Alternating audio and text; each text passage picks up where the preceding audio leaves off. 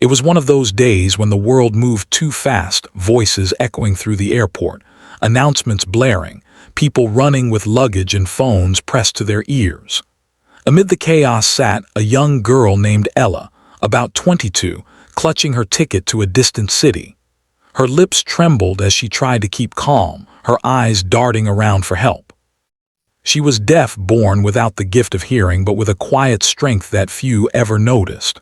Her flight gate had changed, and though she could read lips well, the flurry of announcements left her lost. She stood up, holding her phone with a text typed out, "Please, which gate for flight 27?" But no one stopped long enough to read it. A businessman brushed past her, muttering under his breath. A couple laughed while scrolling through their phones. Ella lowered her head, her eyes glistening. She sat again on the bench, breathing slowly. The world was too loud for someone who lived in silence. Then she noticed a little girl, maybe 7 years old, watching her from across the waiting area.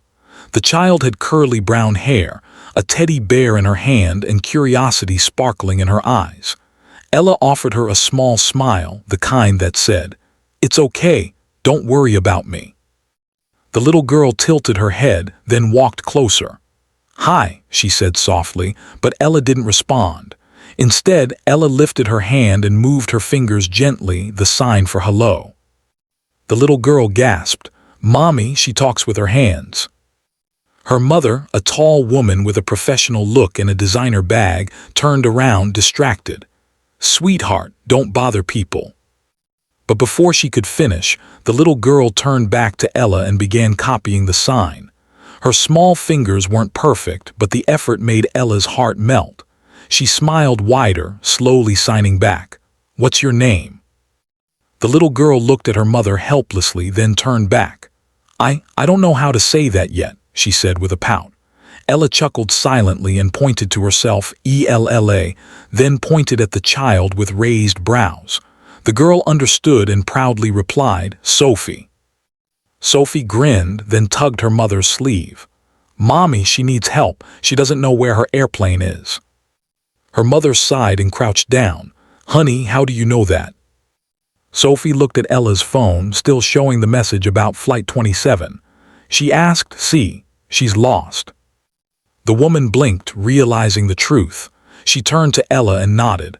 "Flight 27, that's been moved to Gate 14. Come on, I'll walk you there." Ella's eyes widened. She typed fast, "Thank you." The woman smiled kindly now.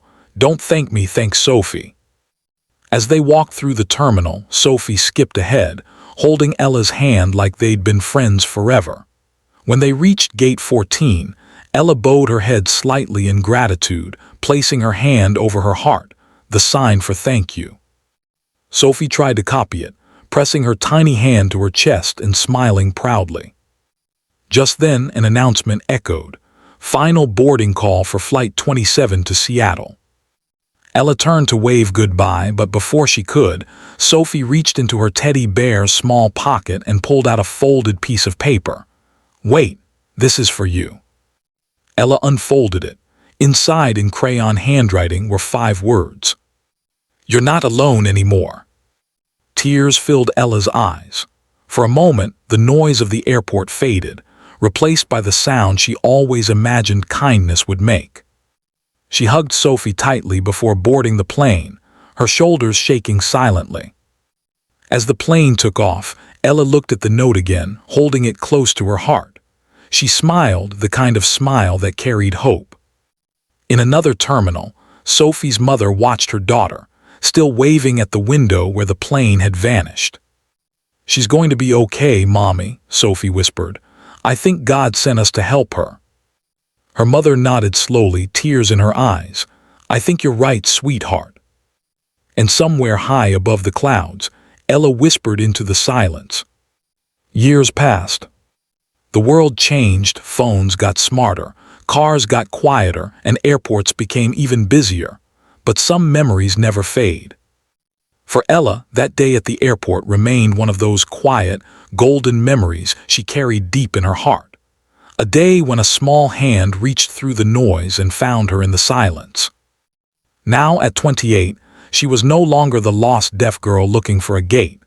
She had become a teacher at a local community center, teaching sign language to both deaf and hearing children. Every time she looked at her students' faces, curious, hopeful, eager, she saw a piece of that little girl named Sophie. One evening, the center was buzzing with excitement. They were starting a special family program, and Ella was preparing to meet the new batch of students. She tidied her desk, arranging sign language cards and notebooks, when she heard a knock on the glass door. "Miss Ella," said the receptionist, "your new class is here, a mom and her daughter." Ella smiled warmly and turned. The door opened. A woman in her late 30s stepped in, elegant yet simple, familiar somehow. Behind her walked a teenage girl with curly brown hair, holding a teddy bear in one arm.